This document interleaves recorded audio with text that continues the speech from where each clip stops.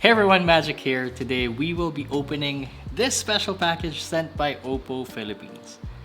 May guess na ba kayo what it is? We will be unboxing and exploring some of the new features of the new OPPO Reno6 Z 5G. OPPO Reno6 Z 5G.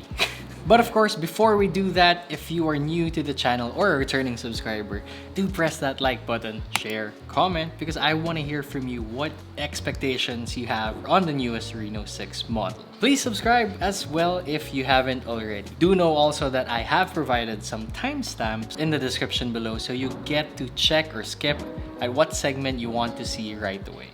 Anyway, let's go unbox this. On top of the box, you have here a quote, or it's labeled "Flaunt Your True Emotions in Portrait." This campaign reminds me of one of my favorite quotes from when I started photography, which was what, 2007? It was from the Pulitzer Prize winner and photographer Eddie Adams. Yung sabi niya, if it makes you laugh, if it makes you cry, if it rips out your heart, then that's a good picture. Bigla ko lang talaga naalala for this campaign. Ang ganda. So here, you have a mirror that says every emotion in portrait. You have a sticker pack in collaboration with Sticker Street PH. So meron kang happy, meron kang sad, tapos confused, and then you also have shocked. Anyway, and you also have tears of joy. You have a big 6 over there in front there. 6. Here, Reno6 Z 5G. Now at the back, it's an 8GB RAM, 128GB storage, and in the colorway Aurora. I have been a Reno user since Reno 10 times zoom, kaya super nakaka-excite, especially pagdating sa... Ay, kailangan pala quiet, no? Para rinig to. As I was saying, ang ganda yung feel ng box niya. Very premium. Super nakaka-excite. You have the black box here. Open natin.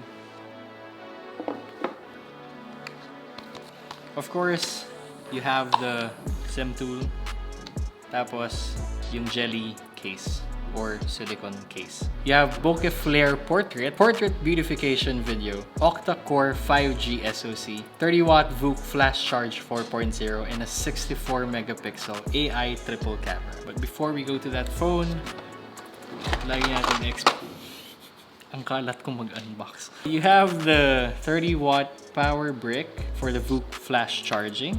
USB-A to USB-C. Since may earphones siya, it means you have a 3.5mm headphone jack. And of course, everyone's favorite moment is this.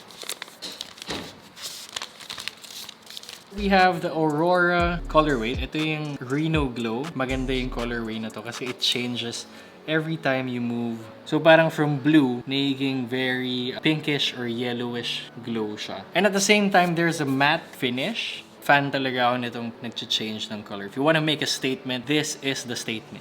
Ganda!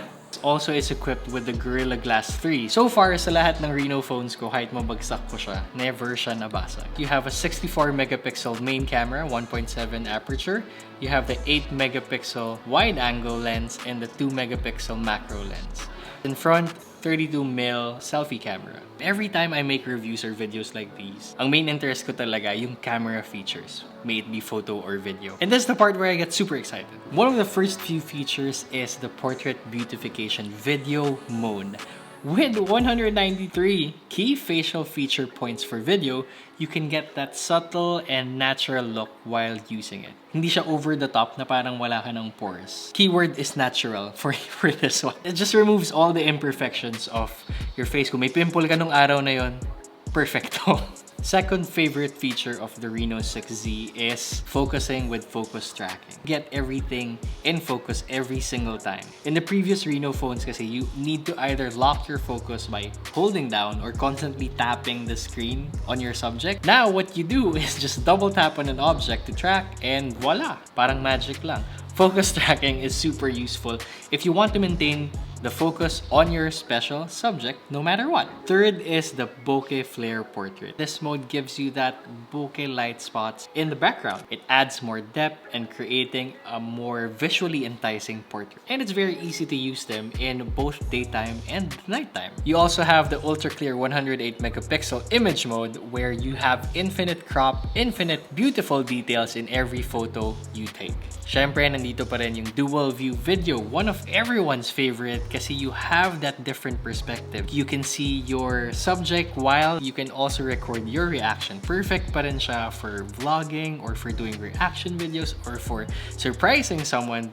Pwede rin pranks. Well, nasa sa inyo yun. Lastly, you have the AI palette. Interesting to. This is something very new for me as well. What you do here is you can select the colors or the palette of your favorite portrait and apply them dun sa photos nyo in your library. Galing. Now, of course, there is a lot more features, but ito lang yung mga key features I think is also my favorite with the Reno6 Z. I hope you found all this interesting as much as I did. As always, if you have questions, comments, or suggestions, just type away or send me a DM para mas personal yung connection natin. Follow me also on my socials at LIwanag, both on Instagram and YouTube. I also have TikTok. Meron pala akong TikTok. Thank you guys for watching, and I'll see you on the next.